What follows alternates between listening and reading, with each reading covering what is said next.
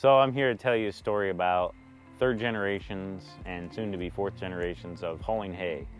So I'm Lloyd Nick Chittock. People call me Nick because my grandpa was Lloyd. In the early 1950s and 60s, my grandpa was hauling hay in the Gridley area of California, and he also had a dairy back then.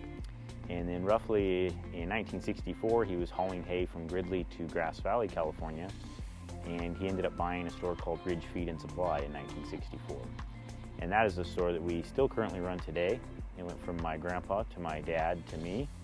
When my dad was about 10, and I'm sure my uncle Chuck helped also, my grandpa would have them drive the trucks in the field while grandpa loaded the hay on the back. And then obviously he'd deliver that to dairies or feed stores or people. And that's how he got his start in the feed store business. What's interesting about all that is, they just kept doing it and kept doing it. My grandpa, my dad, here's my grandpa at his house with some cows, and there's some other pictures that him doing different things on his place. He loved cows and loved moving hay. One of my best memories of going to my grandpa's is when I was 16, he had a steer that had pink eye, and so he was getting a little bit older and not as easy for him to work his cows and stuff, so I went over there after school and medicated the irritated eye and put a patch over it and left, and he never said anything about it to me. And later on, my dad told me that Grandpa had said, well, he must have known what he was doing because the eye is all better and the steer healed up and everything was fine. And that's kind of how Grandpa Chittock was.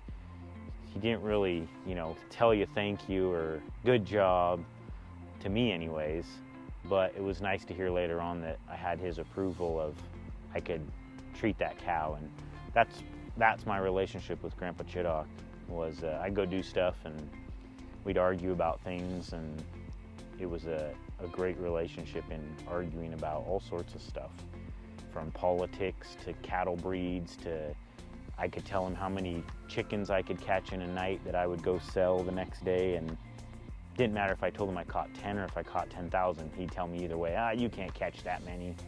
And so if you knew Lloyd Chittock, you'd know that was his temperament. Was he loved to challenge you on stuff, or at least he loved to challenge me. So it's a great thing to be able to be the third generation still running the stores and participating in the stores and being able to be a part of that.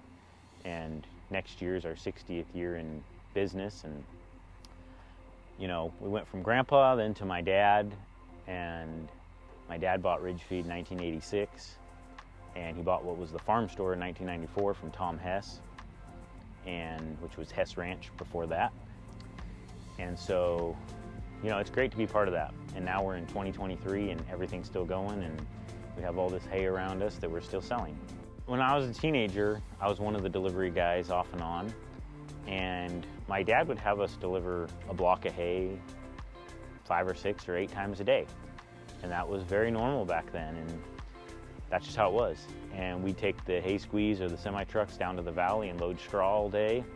And one day, going down with my dad, I was driving the squeeze. I was probably 16 or 17 years old, and it was a bad day because on the way down, one of the tires blew on the squeeze, and so that took up a lot of time and was frustrating. And then we went and loaded straw all day, moved it into barns, moved it around, and on the last truck, I jumped up on top of the truck to tie it down, and I had thrown my hay hooks off to the other side of the truck that my dad was loading with the squeeze, and I started to climb down the ropes, and he had driven around the other side to straighten the load up, and he ran over my hay hooks. So I got a second flat tire that day. So it was a lesson of don't make that mistake again. Don't just throw your hay hooks wherever. But it was a good day. That's what we usually did. We'd go down to Capay Valley, to Woodland area, move straw into barns, and move hay into barns. And so that's how my dad did it. So my grandpa and my dad, it was by hand, and then my dad slowly progressed to semi-trucks and squeezes, and now we don't have the semi-trucks anymore, but we still have the hay squeeze and little trucks, and we still deliver locally as well. some of these people that taught us how to work really hard and do stuff, these are the greats. I mean, these are the people that they go unload a truckload, 500 bales by hand, and then they just go do another one. And in my mind as a kid, watching that, I was like, okay, I can't do that, which I never really could do it as good as them. Here's a picture of Opie, and he's definitely one of the greats. Here's another picture of Chuck, who's still with us. We haven't managed to kill him off yet somehow. Jared's another one that comes to mind. Butch, he's a little before my time, but I hear stories about him. And so these are some of those guys besides my dad and my grandpa that really set a tone for this is what work's about and this is how we do it. And here's a picture of them fixing a load of hay that drove into the ditch for some reason, and they had to go re-hand stack it after it had already been loaded with squeeze that day because nobody could come out and reload it, and they had to get the truck out of the ditch. So I'm sure it's funny looking back on it 20 years, but I'm sure that day it was probably a little more stressful for that. You can see in that back Ford, there's a hay elevator on it, so you know they were doing it by hand, putting that load back together.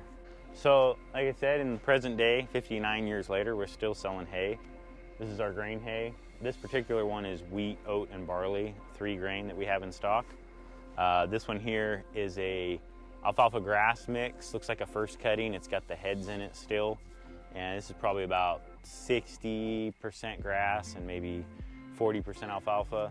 That changes all the time, load from load. We get thousands of bales in every week, so it changes. So this will be different next week or this week, so will that.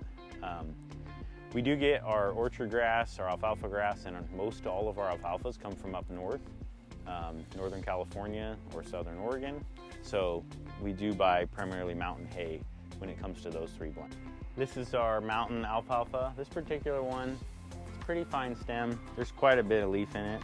To give you an example, so this is our mountain alfalfa. It's pretty leafy, pretty soft, pretty good stuff.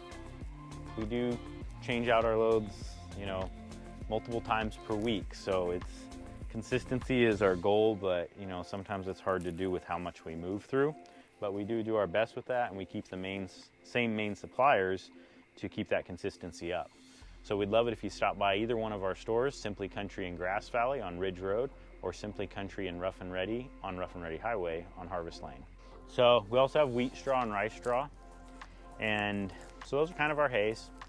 And like I said, they're all listed in the description of what we have for sale and locally what's available at each of our stores currently.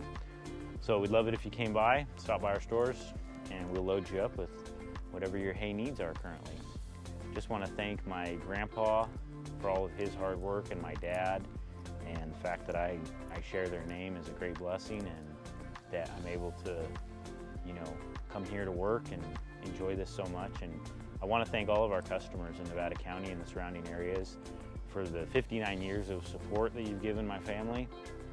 We're truly blessed to be here, and thank you for all of your business, and we'd love to see you soon.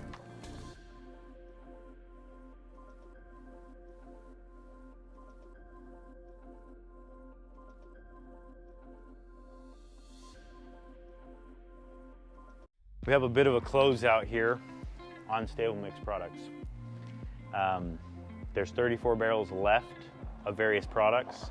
We got senior with GNC, we got regular stable mix, there's a couple other odds and ends. These are all currently buy one, get one half off.